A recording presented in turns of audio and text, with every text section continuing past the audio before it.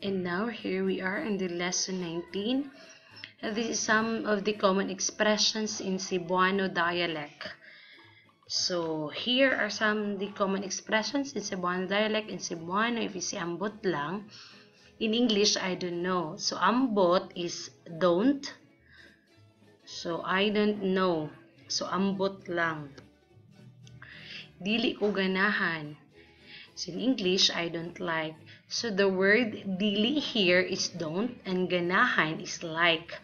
So in Cebuano, dili ko ganahan. In English, I don't like. Bahala na. Happen what may. Gamay lang, just a little.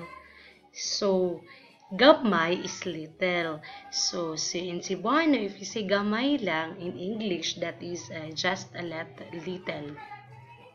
Panalagsa, once in a while. So, in Cebuano, if you say panalagsa, in English, that is once in a while. Panalagsa, once in a while. Mata na, wake up. So, in Cebuano, if you say mata na, in English, that is wake up.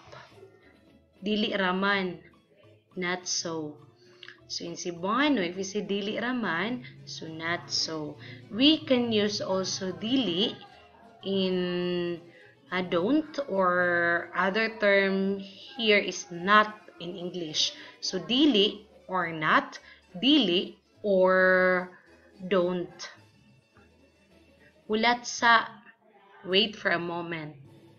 So the word hulat here is wait. So wait for a moment, hulat sa. Ayaw na lang, salamat. So in English, no more, thank you. So the word salamat here in English is thank you, and ayaw na lang is no more.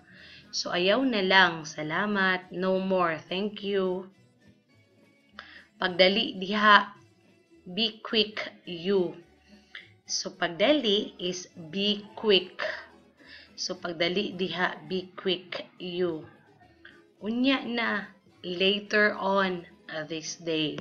So, unya na in Cebuano, in English, that is later on this day. Daghang salamat, many thanks. So, if we say daghang salamat in Cebuano, daghang salamat in English, that is a many things. So, many things. Kadyot lang, just a moment.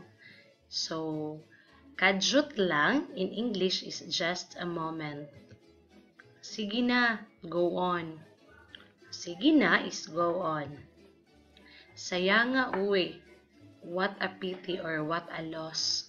So, sayanga uy. So, in sayanga uy, in English, what a pity or what a loss. So, the word oy here again is what I've said a while ago. In some of the lesson here is the word oy is one of the most common expressions that the Cebuano people usually used. So, sayanga oy, what a pity or what a loss. Paghilo mo, be silent.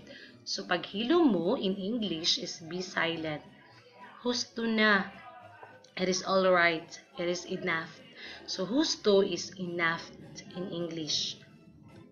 Tara na. Let us go. So, tara na in English, let us go. So, tara na. Let us go. Tinuod ba?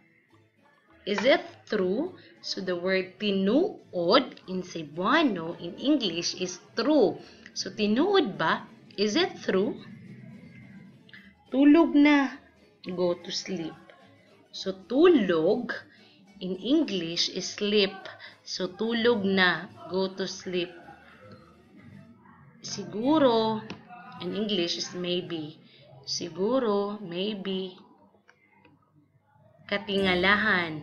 It seems incredible. So, katingalahan is incredible. So, it seems incredible. Katingalahan. Don't you know that Valencia City is the city of caves, and this place is located at Mindanao?